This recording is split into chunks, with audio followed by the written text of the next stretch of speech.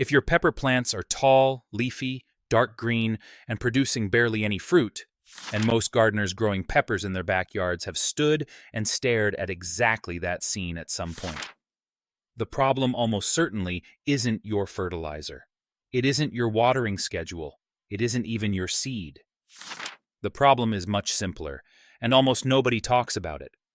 Your pepper plant is standing alone. It's surrounded by bare soil, or worse, by other peppers that are silently competing with it for the same nutrients, attracting the same pests, and offering it none of the protection it actually needs to do its job. The single most overlooked decision in pepper growing isn't how you plant. It's what you plant beside the pepper. The right neighbors will quietly transform a struggling plant into one of the heaviest producers in your garden. The wrong neighbors, and most gardeners are unknowingly using one of the worst pairings on the planet, will hold your pepper harvest down by half, season after season, and you'll never know why. Today, I'm going to walk you through the 9 plants that genuinely belong next to your peppers. Not a generic list, not the same recycled internet advice. The 9 that actually do specific, demonstrable work for your pepper plants, repelling pests, attracting predators, conditioning the soil, regulating temperature, and protecting the fruit itself. Some of these you probably know. A few of them are going to surprise you. And one of them, the one I'm putting at number 9, is going to permanently change how you think about pepper bed layout, because almost every guide I've seen recommends a companion that is genuinely a bad idea, and I'll explain why when we get there. Stick with me to the end, because the last few minutes are where I tie all 9 of these together into a single layered planting strategy you can actually walk into your garden and use this weekend. The cumulative effect is what most gardeners never see, because they pick 1 or 2 companions, plant them randomly, and never get the full benefit. Done together, the way old market gardeners and cottage growers across Europe and the United States have been doing it for generations, the result is a pepper bed that essentially defends itself. Let's start with the plant that almost every experienced gardener I've ever met would put on this list: basil. There's a reason it's the most popular companion for peppers in the world. The volatile oils basil releases into the surrounding air, primarily linalool, eugenol, and estragole, are documented in horticultural research to repel several of the soft-bodied pests peppers struggle with most: aphids, whiteflies, and spider mites. The mechanism is straightforward. These pests find their host plants partly through smell. When basil is growing close enough that its aromatic compounds are mingling with the peppers, the chemical signature of the pepper is masked. The pests can't lock on. They move elsewhere. Beyond pest deterrence, basil and peppers want exactly the same growing conditions: warm soil, full sun, regular but not excessive water. They thrive on the same schedule. And many experienced growers report that peppers grown alongside basil seem to develop more aromatic, more complex flavor. Though I'll be honest with you, the published research on flavor enhancement is still thin.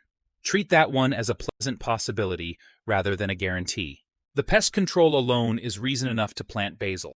Tuck 2 to 3 basil plants between every 2 peppers in the row. You'll be picking pesto and protecting your harvest at the same time. Number 2 is the plant most people associate with companion planting, and it earns the reputation: marigold. Specifically, Tagates patula, the French marigold. The flowers above ground attract a steady flow of beneficial insects: hoverflies, parasitic wasps, ladybugs, all of which actively hunt and eliminate the surface pests that feed on peppers. But the real power of marigold is happening underground, where you can't see it. Marigold roots release a compound called alpha-terthenol that has been shown in agricultural research, including USDA-affiliated studies, to suppress populations of root knot nematodes, those microscopic soil worms that quietly destroy pepper root systems from below. By the time a nematode infestation shows symptoms above ground, the damage is already done. Marigolds work as a preventive defense before the problem ever takes hold. For best results, the trick most gardeners miss is density and timing.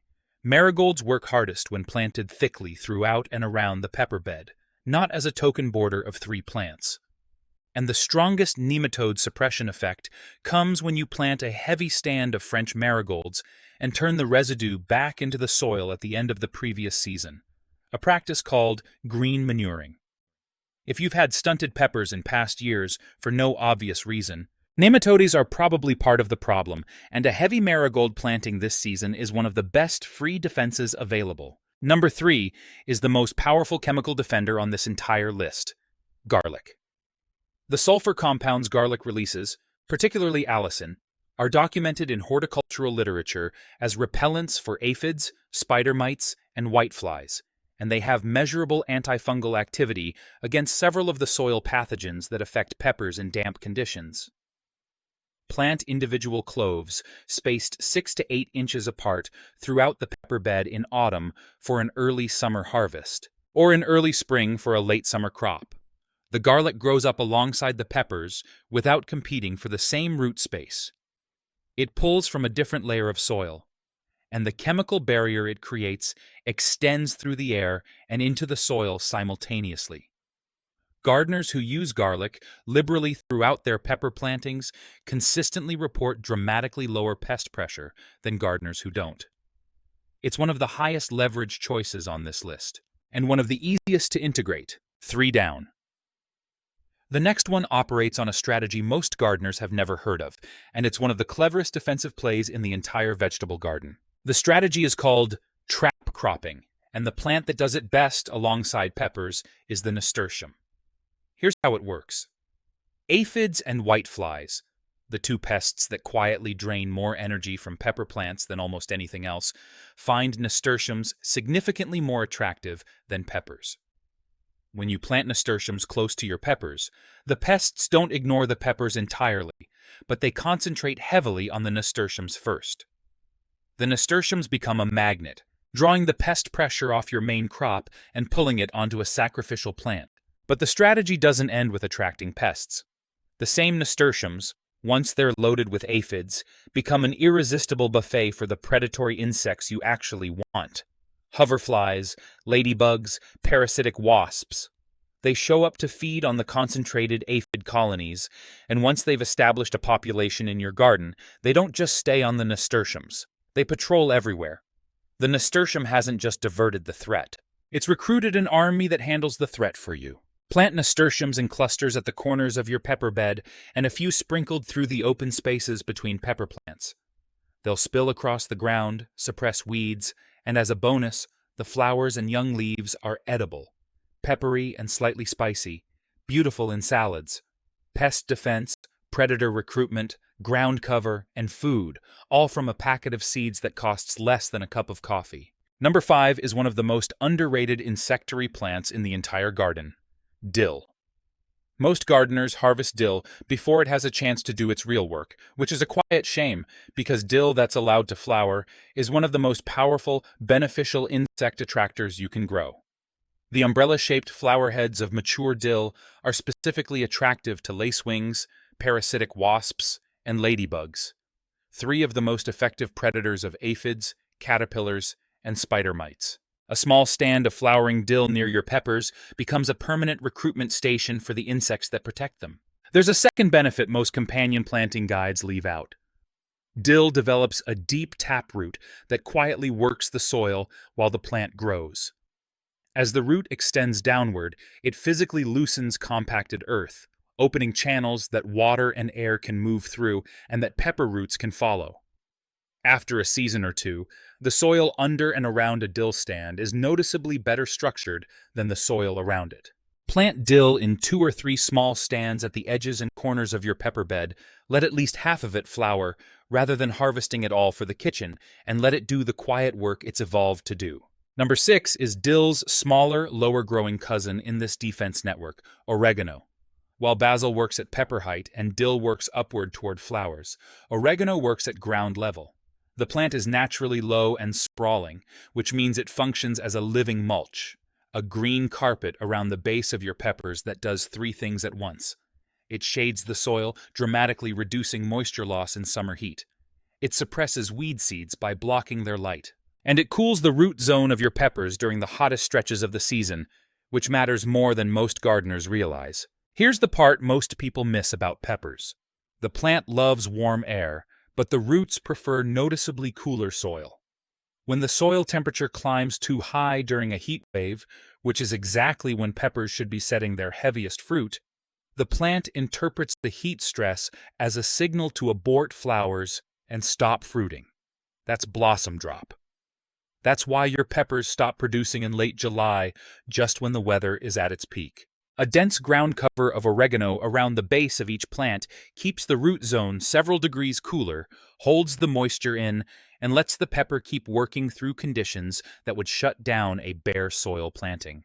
Oregano also produces aromatic oils, carvacrol and thymol primarily, that are mildly repellent to several common garden pests, so you're getting living mulch, root zone cooling, weed suppression, and a low-grade pest deterrent from one perennial plant that comes back stronger every year. There aren't many bargains like that in the garden. A quick pause here, because if this is shifting how you're picturing your pepper bed for next season, hit the like button. It's how this kind of practical content reaches other gardeners who've been growing tall, green pepper plants with 3 sad fruits on them and wondering what they're missing. Drop a quick note in the comments telling me which of these you've already grown alongside your peppers. I read them. Number 7 is one of the most underrated companions in any pepper bed: onions. The mechanism is almost embarrassingly simple. Onions release a powerful sulfur-based scent into the air around them, and most of the pests that feed on peppers, aphids, several beetle species, and a number of soft-bodied insects, find that scent intensely off-putting. When onions are growing throughout a pepper bed, the chemical signature of the bed becomes confusing to incoming pests. They can't easily locate the pepper plants. Many of them simply move on to easier targets elsewhere. Beyond pest deterrents, onions are quietly conditioning the soil. As they grow, and especially as old leaves die back and decompose at the soil surface, they contribute sulfur and organic matter to the immediate root zone. And sulfur is a quietly important secondary nutrient for pepper development that most gardeners never think about supplementing. Onions are also remarkably space efficient. They have a narrow vertical growth habit and shallow root systems, which means they can be tucked into almost any small gap in a pepper bed without competing meaningfully for light, water, or nutrients. Plant onion sets among your peppers at any spacing the bed allows. They're one of the easiest companions to integrate, and the benefit is steady throughout the season. Number 8 does its work entirely underground, and it's one of the smartest pairings in the bed: carrots. Pepper plants have relatively shallow, fibrous root systems that struggle in compacted soil. Carrots have long, narrow taproots that drive deep into the earth, breaking up compaction layers, opening channels that drain excess water away, and creating pathways that pepper roots can extend into for additional water and nutrient access. The carrots are doing free soil engineering, and the peppers are the direct beneficiaries. Plant carrots in narrow bands between pepper rows, at least 6 inches away from the base of each pepper plant. That spacing matters. It prevents accidental damage to pepper roots when you pull the carrots at harvest. Let a portion of your carrots flower in their second year if you grow them as a biennial, because carrot flowers attract small predatory wasps and ground beetles that work the soil-level pests most other companions miss. 8 done. The 9th one is the surprise on this list, and it's the one I want you to plant in place of an old companion planting recommendation that almost everyone gets wrong. Here's the recommendation almost every companion planting guide on the internet makes, and the one I want you to ignore. Plant tomatoes next to your peppers for shade. On the surface, it sounds reasonable. Tomatoes grow taller than peppers. Tomatoes shelter peppers from harsh afternoon sun. Both plants love the same warm conditions. What could go wrong? Plenty. Tomatoes and peppers are both members of the nightshade family, Solanaceae. They share most of the same serious diseases: verticillium wilt, fusarium wilt, early blight, late blight, tobacco mosaic virus, bacterial spot. When you plant them shoulder to shoulder, you're not just doubling up on pest pressure.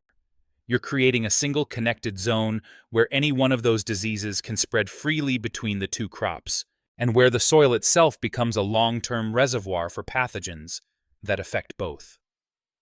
Old market gardeners across Europe and seasoned vegetable growers across the U.S. South have been quietly avoiding this pairing for decades, even when popular guides keep recommending it.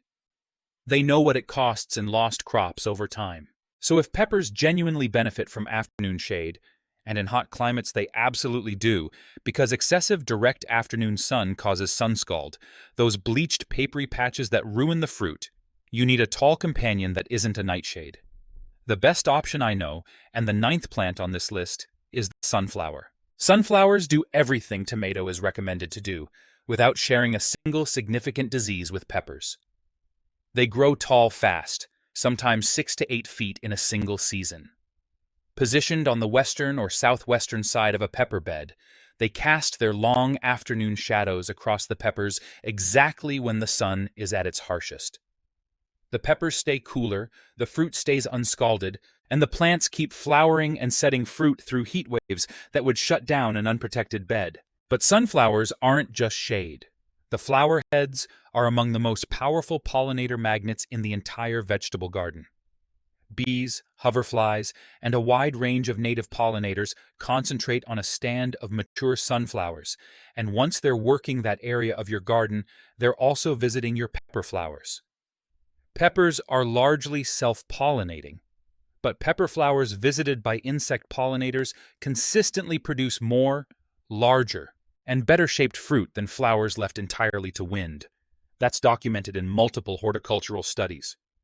A row of sunflowers on the hot side of your pepper bed is doubling as a pollinator station that meaningfully improves your fruit set. There's a third benefit. Sunflower stalks, once the heads have finished blooming, make excellent natural support structures for late-season pole beans, cucumbers, or even leaning peppers in heavy fruit. Plant sunflowers 18 inches apart along the western edge of the bed. Use a tall variety, Mammoth Russian, American Giant, Skyscraper, for genuine shade impact. Plant them about 3 weeks before your pepper transplants go in, so they're already established and casting useful shade by the time your peppers hit their critical fruiting window. That's the 9. Basil, to mask the chemical signature of your peppers. Marigold, to suppress nematodes underground and recruit beneficial insects above. Garlic as a chemical barrier across the entire bed. Nasturtium as a sacrificial trap that draws pests onto itself. Dill as a quiet recruitment station for predator insects. Oregano as a living mulch that cools the root zone. Onion to confuse pest navigation throughout the bed. Carrots to engineer the soil from below. And sunflowers to cast genuine afternoon shade and bring pollinators in by the hundred. Now here's where most companion planting advice falls apart, and where the real value of this list shows up. Almost every gardener who tries companion planting picks 1 or 2 of these companions, plants them at random, and then wonders why the effect is modest. Companion planting works best as a system. The whole bed gets layered. And the layering follows a logic that becomes obvious once you see it. Picture your pepper bed from above.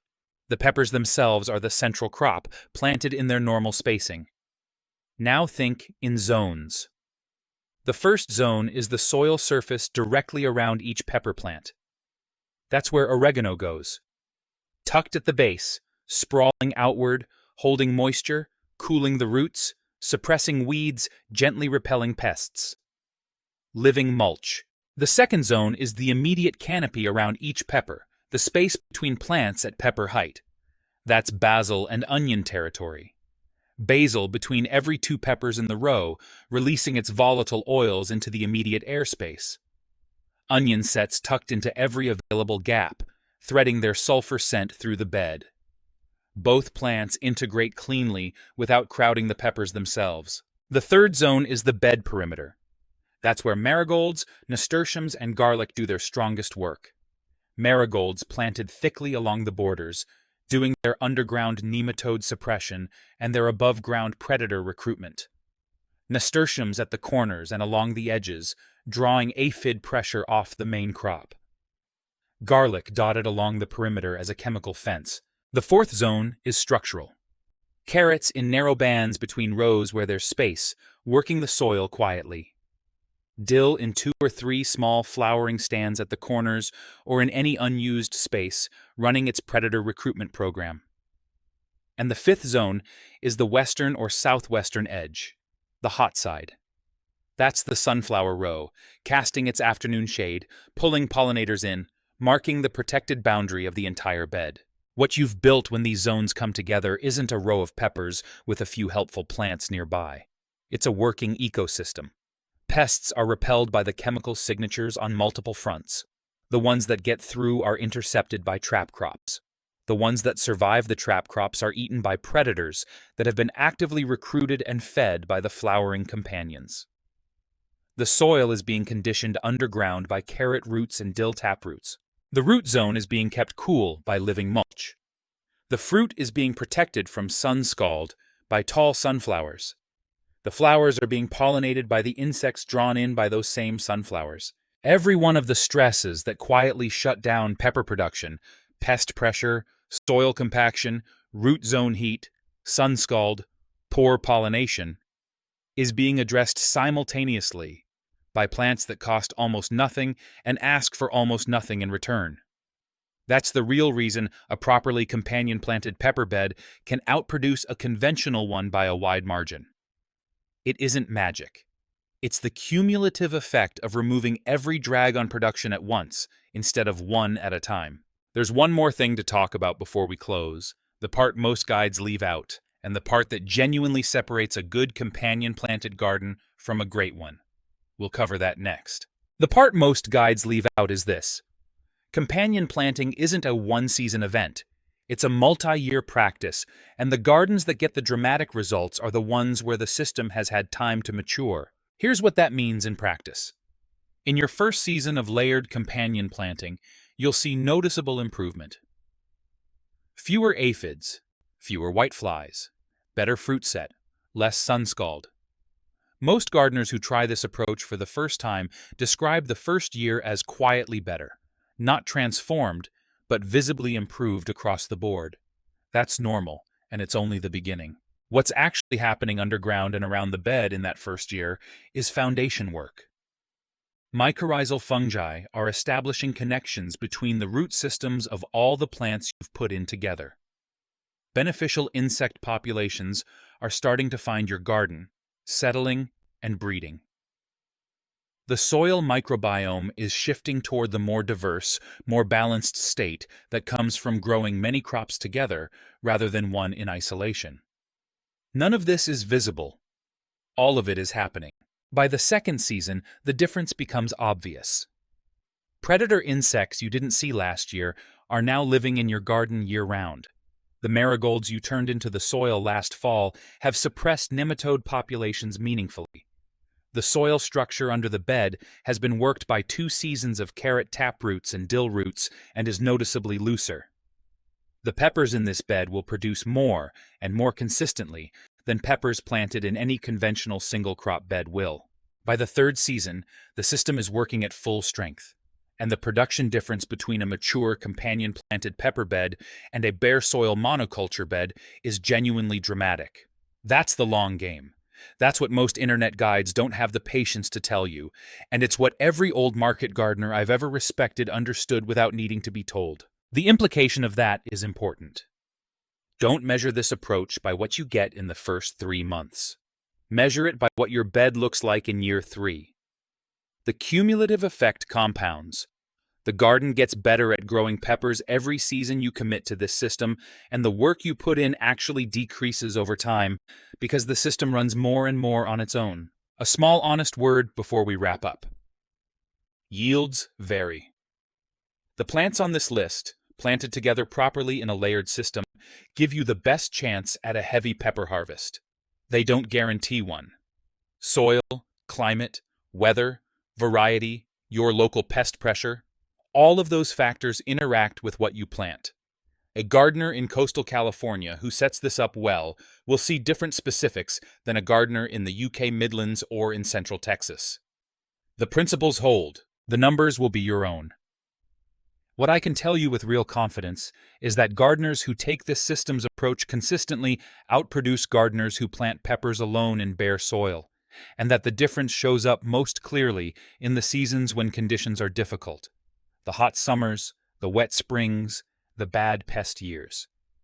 That's when a layered, defended bed pulls dramatically ahead of an undefended one. If you want a place to start without overwhelming yourself, here's what I'd do. Don't try all 9 companions in your first season. Pick 3. The 3 I'd start with are basil, marigold, and garlic. Basil tucked between peppers, marigolds densely along the edges, garlic dotted throughout the bed.